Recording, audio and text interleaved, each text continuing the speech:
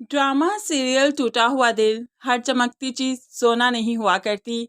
उष्णा को बहुत जल्द इस चीज का एहसास होगा। आज तो वो समीन से कहती है कि इतना बड़ा घर मिल गया, सब कुछ है, नौकर चाकर है, क्या ही जरूरत है तुम्हें शाजिर को याद करने की। लेकिन अब जो कमाल के चुंगल में फंसेगी उष्णा, और कमाल इसकी इज्जत के साथ खेलने की कोशिश करेगा, तब उष्णा को एहसास होगा कि रुपया पैसा ही सब कुछ नहीं होता, तोहफे तहाइफ ही सब कुछ नहीं होते, बल्कि इज्जत बहुत बड़ी चीज़ है, मोहब्बत बहुत बड़ी चीज़ है। अब कमाल साहिब फ़ोन करते हैं उष्णा को और अपनी चिकनी चुपड़ी बातों में, अपने दौलत के चक्कर में फंसाना चाहते हैं उष्णा को, और उष्णा बहुत जल्द इस चक्कर में आ जाएगी, क्योंकि उसे रुपये पैसे के अलावा, अच्छे अच्छे कीमती तोहफे तहाइफ के अलावा कुछ नहीं सूझता। दूसरी तरफ समीन काफ़ी टफ लाइफ गुजार रही है। इदरान ने ढेरों ढेर जिम्मेदारियां दे दी उसे, ना सिर्फ इरहा की बल्कि पूरे घर की और किचन की भी। तभी तो इदरान के जाने के बाद वो मुलाजमा को बुलाती है और किचन के बारे में सब कुछ मालूम करती है कि कौन क्या खाता है, क्या मेन्यू है। ऐसे में कमाल वहां पर आया तो वो समीन से उलझने लगा। अब एक मिडोकर लड़की डिसाइड करेगी कि हम लोग क्या खाएंगे, वो हमारा मेन्यू देखेगी, कमाल हो गया। समीन तो खामोश हो गई, अपनी इंसल्ट फील करते हुए डिसहार्ट हो गई। लेकिन इस टाइम गयूर साहिब आए और कमाल को अच्छा कमाल करके दिखाया। तुम होते कौन हो मेरी बहू से इस लहजे में बात करने वाले? तुम कौन हो? तुम भी मिडिल क्लास से बिलोंग करते हो, तुम जानते नहीं इस बात को? यहाँ पर आकर रहने से तुम्हारा स्टेटस बदला है, इस बात को भूलना नहीं तुमने। अब समीन जो अपनी इंसल्ट करवा चुकी है और ऐसे में यहाँ से चली गई। गयूर साहिब कमाल की क्लास लेने के बाद समीन के पास भी जाते हैं, शर्मिंदगी का इजहार करते हैं कि कमाल को इस तरह तुमसे बात नहीं करनी चाहिए थी बेटा। तो अब समीन रोते हुए कहने लगी, सब इस तरह से ही बात करते हैं, मैं क्या करूँ, इदरान का रवैया भी मेरे साथ ठीक नहीं। आपने मुझे पहले क्यों नहीं बताया था कि वो मेंटली डिस्टर्ब्ड है?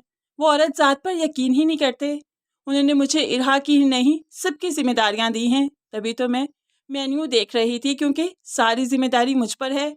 और अगर मैं कोई काम वक्त पर ना करूं तो वो मुझसे लड़ना झगड़ना शुरू कर देते हैं, गुस्सा करते हैं मुझ पर। अब यहाँ पर गयूर साहिब ये सब कुछ सुनकर हैरान रह गए और समीन को यकीन दिलवाते हैं कि वो उसे इंसाफ दिलवाएंगे, उसके साथ खड़े हैं, उसे पूरा मकाम दिलवाएंगे इस घर में। अब यहाँ पर समीन तो टूट कर बिखर चुकी है कि पहले बेवफाई मिली और अब इस तरह का माहौल वो कैसे एडजस्ट करे। गयूर साहिब अपने बेटे से बात करेंगे, कमाल की हरकत बताएंगे और उसके बाद उसे फोर्स करेंगे कि वो समीन को अपने रूम में लेकर जाए, ताकि सबकी बोलती बंद हो जाए। क्योंकि अगर इदरान उसे इज्जत देगा तो बाकी सब भी उसकी इज्जत करेंगी, और अगर समीन को इज्जत मिलेगी तो वो इरहा का ख्याल दिल से रखेगी। और इदरान चाहता है कि कोई इरहा का ख्याल दिल से रखे, तो फिर समीन को वो अपने कमरे में ज़रूर ले जाएगा। दूसरी तरफ शाजिर के साथ काफ़ी अच्छा हो रहा है उसका मकाफात, उसके सामने इतनी जल्दी ही आ गया। यहाँ पर जूली ने इसका पासपोर्ट ही छुपा लिया ताकि यह वापस ना जा सके।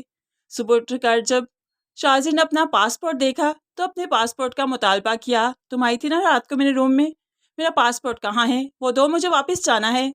तो ऐसे में जूली मुस्कुराते हुए कहने लगी, चले जाना वापस, मैंने कब रोका है, लेकिन तुम्हें यहाँ पर बुलवाने में 5000 पाउंड खर्च हुए हैं, पहले वो लौटा दो, उसके बाद वापस जाना। अब शाजिर के पास कोई रास्ता नहीं कि वो जूली के साथ ही अपना रिश्ता बनाएगा, क्योंकि वापस तो वो जा नहीं सकता। अपनी बहन को फ़ोन करते हुए वो माफ़ी मांगता है कि मैं यहाँ पर आया, सबसे बड़ी गलती थी मेरी, मैं जल्द ही वापस आऊँगा और समीन के तो पाँव पकड़ कर माफ़ी मांगूंगा, सबसे माफ़ी मांगूंगा।